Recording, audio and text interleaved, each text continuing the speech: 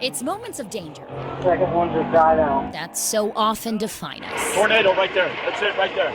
Shoot. And when danger struck St. Lucie County October 9, Sounds like a freight train. Deputy Matthew Gerdes Go! ran toward it. It's a tornado. Get out of here. Just kind of kicked in, we're trained to be first responders. Gerdes was on patrol the day of Hurricane Milton's tornado outbreak. Tornado! Tornado! Get inside right now! This is footage from his body camera as at least 6 touched down around the county. The strongest in EF3 that hit Spanish Lakes Country Club. I could feel the wind circling around my body, and it's something I've never felt before. And just the sound was just eerie. You hear about it, you read about it, but just to actually experience was quite traumatic. Look at that right there. It's a tornado right there. In that moment, Gerdes chose courage over comfort, putting himself in the path to make sure others weren't. It's a tornado right here. You need to get out of here. Get across. Go. Few would question it. His actions saved lives. I think it was just a normal, natural response for me to engage.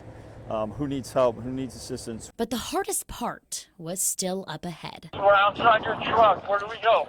Hey, what's the address here? Gerdes had just arrived inside Spanish Lakes. Homes were gone. At least one man was lost. One was deceased, and that was confirmed. But someone else was still unaccounted for. We're coming, dear. We're coming. Got you. Trapped beneath this wreckage was Mary Grace Villamontes.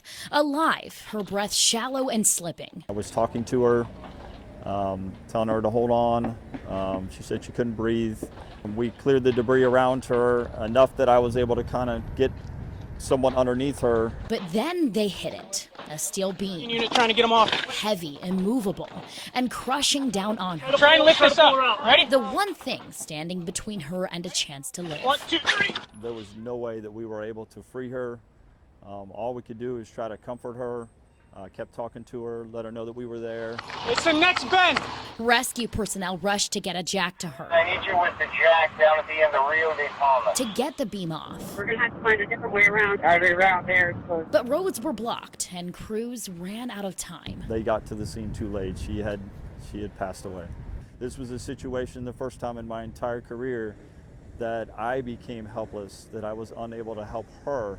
And that helplessness will probably stay with me forever. He couldn't save her, but he could comfort her. I spoke to her. I moved the hair out of her eyes so the rain, wouldn't drip down in her eyes. I covered her face up, to protect her from the rain while we were still trying to get her out. And he did, not for the glory, but for someone who needed him. It's the things I did to comfort her, make her feel good as she passed. So maybe what makes a hero isn't just the lives they save. Maybe what makes a hero are the moments they choose to stay. Knowing that I was there for her till the end, we were there with her and she didn't die alone. And when Mary's story ended, Deputy Gerdes' mission didn't.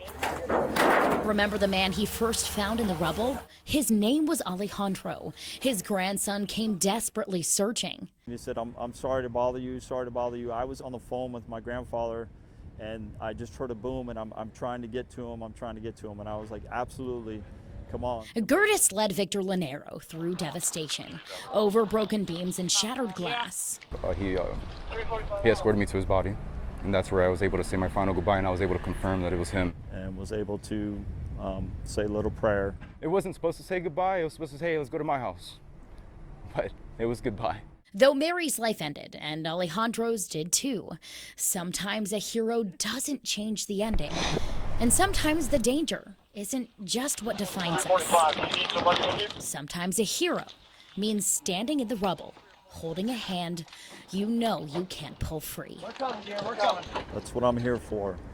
We're in this profession to take that burden away. We're here to see somebody's loved one in a traumatic event the moment before they die.